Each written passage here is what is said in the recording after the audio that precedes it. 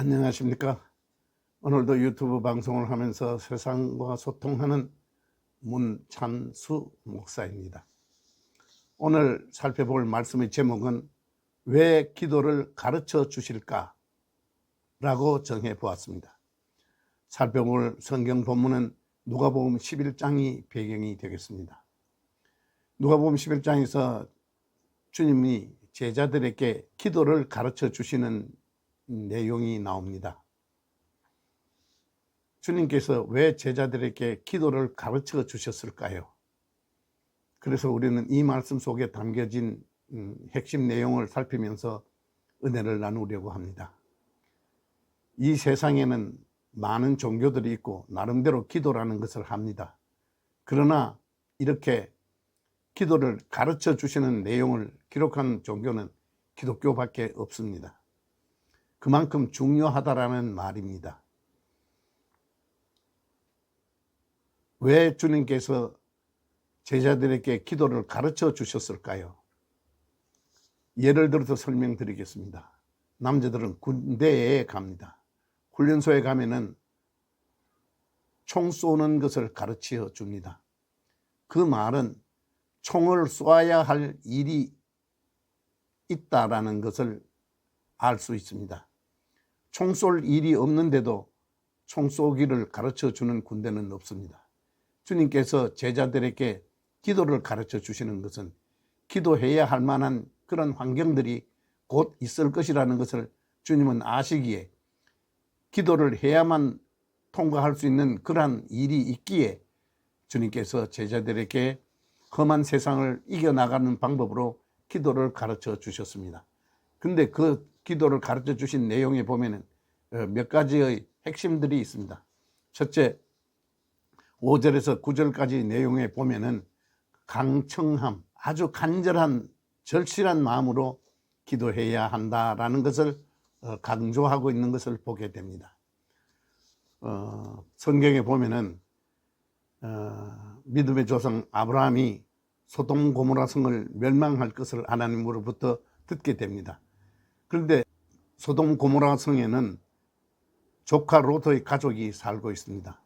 그런데 소돔 고모라 성을 멸망시킬 때 하나님, 억울한 사람이 50명이라도 있으면 어쩌겠습니까? 그러니까 50명만 있어도 내가 소돔 성을 멸하지 않겠다. 40명은 안 되겠습니까? 30명은 안 되겠습니까? 나중에 의인 10명이라도 있으면은 내가 그 성을 멸하지 않겠다고 약속해 주십니다. 창세기 19장 29절에 이렇게 기록하고 있습니다. 하나님이 성들을 멸하실 때에 곧 롯의 거하는 성을 엎으실 때에 아브라함을 생각하사 롯을 엎으시는 중에서 내어 보내셨더라. 아브라함의 간절한 그 마음을 하나님께서 아시고 아브라함의 조카 롯의 가족들을 내어 보냈습니다. 그래서 우리가 기도할 때 간청함이라는 것이 좀 다른 말로 표현하면 절실함, 간절함, 절절함, 그런 거를 담고 기도해야 한다는 사실입니다. 신앙생활은 교회 다니는 것을 말하지 않습니다. 신앙생활이라는 것은 예수님과의 관계입니다. 예수님과의 관계, 간절하고 절절한 그런 관계가 되지 않으면 안 된다 하는 말씀입니다. 우리나라가 70여 년 전에 6.25 전쟁으로 말미암아 폐허가 되고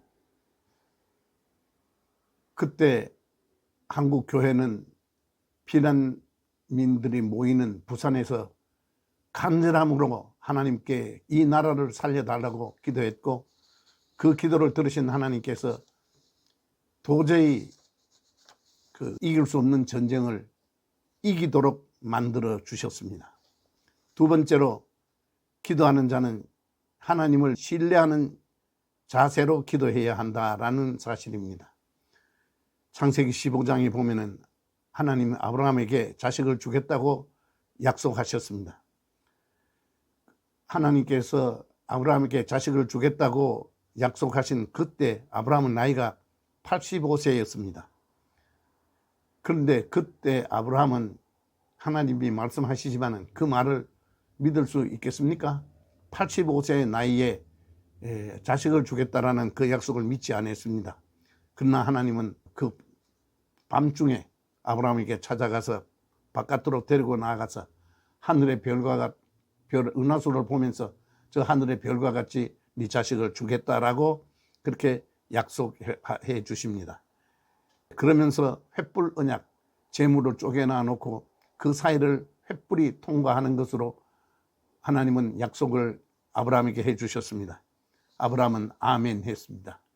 그 아멘을 의로 여겨 주셨다고 그랬습니다. 믿음으로 봐 주셨다, 그런 말입니다. 창세기 15장 17절에 쪼개놓은 고기 사이를 친히 하나님께서 지나가십니다. 해가 져서 어두울 때에 영이라는 풀무가 보이며 타는 횃불이 쪼개진 고기 사이를 지나더라라고 기록하고 있습니다. 이 약속을 하시면서 하나님은 하나님을 믿고 의지하는 자에게, 하나님의 약속을 믿는 자에게 하나님은 신실하게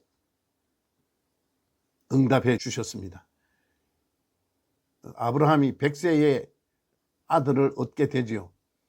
인간적으로는 생각이 할 수 없는 일을 하나님은 약속하셨고 그 일을 이루어 주셨습니다. 오늘날도 마찬가지입니다. 우리가 하나님 앞에 간절하고 절실한 마음으로 기도하면은 하나님께서는 신실하사 우리의 기도를 들어주신다 하는 어떤 환경에서든 어떤 상황에서든지 응답하신다는 사실을 믿고 기도해야 합니다. 마태복음 7장 12절에 그러므로 무엇이든지 남에게 대접받고자 하는 대로 너희도 남을 대접하라. 이것이 율법이요 선지자니라. 이것이 율법이요 선지자니라 하는 말씀은 구약 성경, 신약 성경 전체의 가장 큰 핵심이다. 여기서 남에게 대접받고자 하는 대로 네가 먼저 남을 대접해라. 이 말은 하나님을 하나님으로 대접해라. 하나님을 하나님으로 대접하면은 하나님도 하나님답게 너희들에게 응답할 것이다. 그런 약속의 말씀이지요. 우리가 이 세상 살아가면서 인간적으로는 도저히 불가능해 보이지만 그러나 하나님은 신실하신 하나님이라는 사실을 믿고 기도하면은 꼭 그 일을 이루어 주시는 하나님이신 줄 믿고 기도해야 합니다. 오늘날 우리 대한민국 얼마나 힘든 시기를 통과하고 있습니다.